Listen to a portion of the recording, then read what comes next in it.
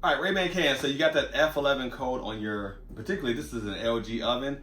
It's probably gonna be your igniter right here. I'm gonna show you how to change that out. Let's get started. So one of the symptoms of an F11 error code on these LG ovens is that you set a desired temperature, for example, 350. You hit start, the oven sounds like it's going to come on, and it never quite heats up to the temperature that you set it at. Then all of a sudden you see F11 on the display. That's exactly what this oven right here is doing at the moment, and we're gonna fix it. One more thing before we get started, I will put an Amazon affiliate link to this actual igniter right here. So check the description below. Let's move forward. First thing we're gonna do is unplug the stove.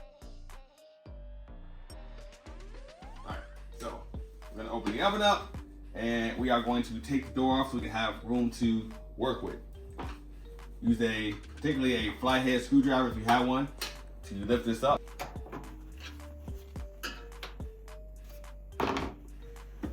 And from there, we're gonna go ahead and take the door off the oven. This gives us more room to work with. We're gonna get these racks out of here. From here, you have two screws. One screw there and one screw there. We're gonna take this piece off.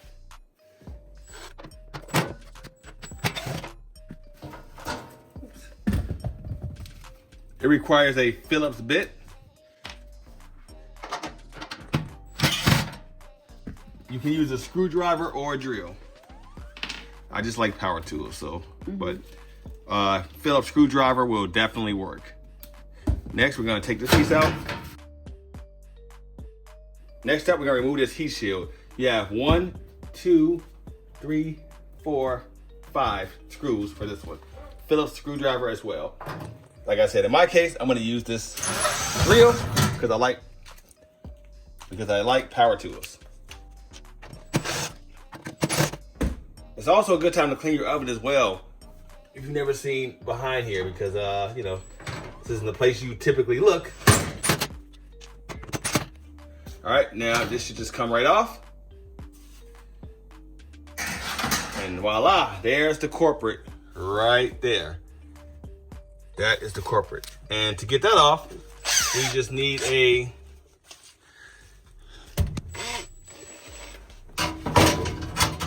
Phillips screwdriver as well. Well, I'm gonna use my drill. By the way, you can actually use a socket wrench to get these two screws out as well. That's actually the better tool to use.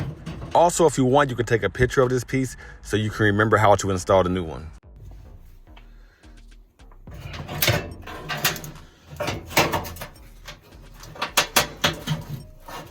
Make sure you don't drop your screws. So these are the two screws that we're holding that in.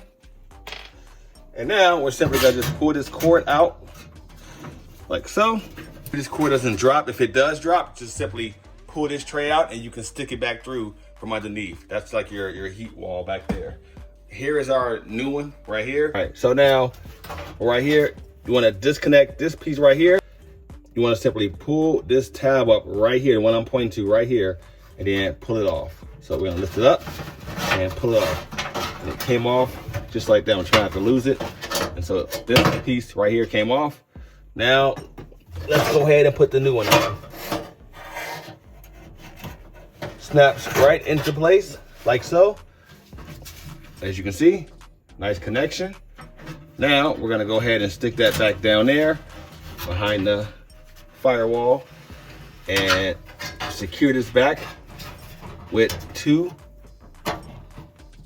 bolts. I'm gonna use a screwdriver this time because it's a little bit harder to get it. You can also use a socket wrench as well.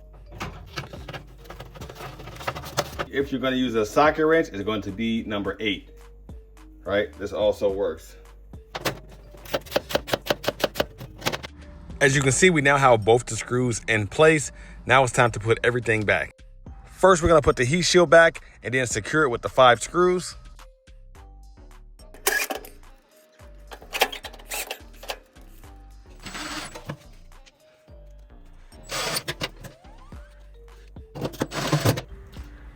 Next, you're gonna slide the bottom panel in and secure it with 2 screws.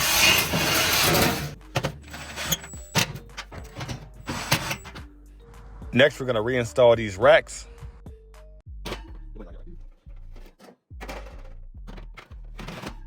The next thing to do is to put the door back on. Simply put the hooks into the slots and don't forget to close the latches. Make sure your oven door closes properly. Simply hook it in.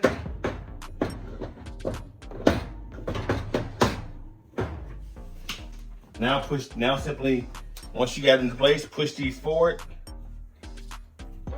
Make sure your oven door closes properly. That's it. Next step, you can go ahead and plug your stove back up. And now when you set your oven, bake, start, it should work, it should start. You should no longer get that F11. This is one of the main fixes. And we can now discard this piece. Thanks for watching.